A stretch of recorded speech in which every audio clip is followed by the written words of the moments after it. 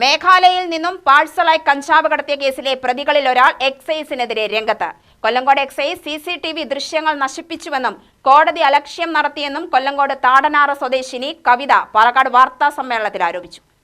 കഴിഞ്ഞ ഫെബ്രുവരിയിലാണ് കേസിനാസ്പദമായ സംഭവം. തപാൽ ഓഫീസ് വഴി പാർസലായി കഞ്ചാവ് കടത്തിയ കേസിലെ മൂന്നാം പ്രതി 19-കാരനായ ജിജിന്റെ മാതൃ സഹോദരിയാണ് കവിത. കേസിൽ കവിതയുടെ സഹോദരൻ സിബിയാണ് എക്സൈസിനോട് CCTV ദൃശ്യങ്ങൾ ആവശ്യപ്പെട്ടത്.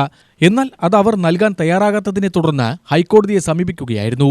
ഹൈക്കോടതി 2 തവണ ആവശ്യപ്പെട്ടിട്ടും കൊല്ലങ്കോട് എക്സൈസ് ഉദ്യോഗസ്ഥരും CCTV ദൃശ്യങ്ങൾ നൽകാൻ തയ്യാറായില്ല.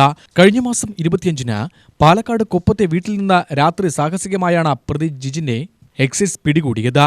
സുപ്രീംകോടതി വിധിയനുസരിച്ച് പോലീസ് സ്റ്റേഷനുകളിലെയും എക്സൈസ് ഓഫീസുകളിലെയും CCTV ദൃശ്യങ്ങൾ കുറഞ്ഞത് 12 മുതൽ 18 മാസം വരെ സൂക്ഷിക്കേണ്ടതാണ്. കഴിഞ്ഞ മാസം 23-ാം തീയതി ഹൈക്കോടതി ശക്തമായ മുന്നറിയിപ്പ് നൽകിയിരുന്നു. കേസിൽ തന്നെയും സഹോദരനെയും വ്യക്തമായ കാരണങ്ങൾ കാണിക്കാതെ അറസ്റ്റ് ചെയ്യാൻ ശ്രമിച്ചതിൽ കോടതി മുൻകൂർ ജാമ്യം അനുവദിച്ചുവെന്നും കവിത വാർത്താസമ്മേളനത്തിൽ പറഞ്ഞു. മേഘാലയയിൽ നിന്നും കഞ്ചാവ് കടത്തിയ കേസിലെ ആ ദിവസത്തെ കൊല്ലങ്കോട് എക്സൈസ് ഓഫീസിലെ CCTV ദൃശ്യങ്ങൾ നശിപ്പിക്കപ്പെട്ടിട്ടുണ്ട്.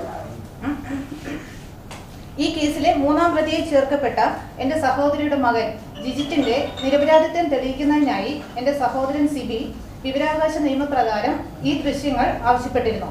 അതിന് എക്സൈസ് ഓഫീസിൽ മറുപടി ലഭിച്ചത് ഇല്ല എന്നായിരുന്നു. അതിനുശേഷം അപ്പീൽ അധികാരിക്കും വിവരാവകാശ കമ്മീഷനും അപേക്ഷ നൽകുകയുണ്ടായി. അതിന് മറുപടി ലഭിക്കാതിരുന്ന സമയത്ത് ഹൈക്കോടതിയിൽ റിട്ട് പെറ്റീഷൻ ഫയൽ ചെയ്തു.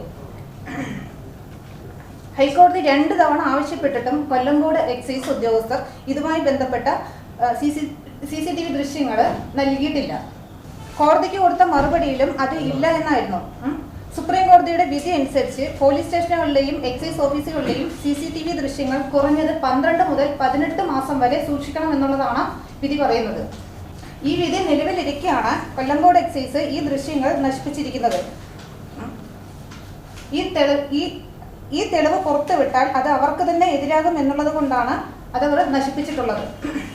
ഇവരിപ്പോൾ ചെയ്യുന്നത് സുപ്രീം കോടതി വിധിയുടെ ലംഘനമാണ്.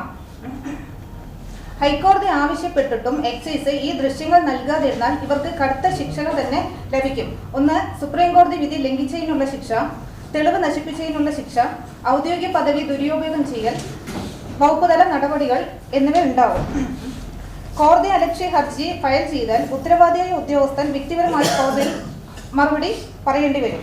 2ാമത്തെ തവണ റിപ്പോർട്ട് ആവശ്യപ്പെട്ടിട്ടും സർക്കിൾ ഇൻസ്പെക്ടർ CCTV ദൃശ്യങ്ങൾ ഇല്ല എന്ന മറുപടി കൊടുത്തപ്പോൾ ഹൈക്കോടതി ജഡ്ജി ഇതിൽ ഉൾപ്പെട്ട ഒരാളും പെൻഷൻ വാങ്ങില്ല എന്ന് വാണിംഗ് കൊടുത്തിട്ടുണ്ട്.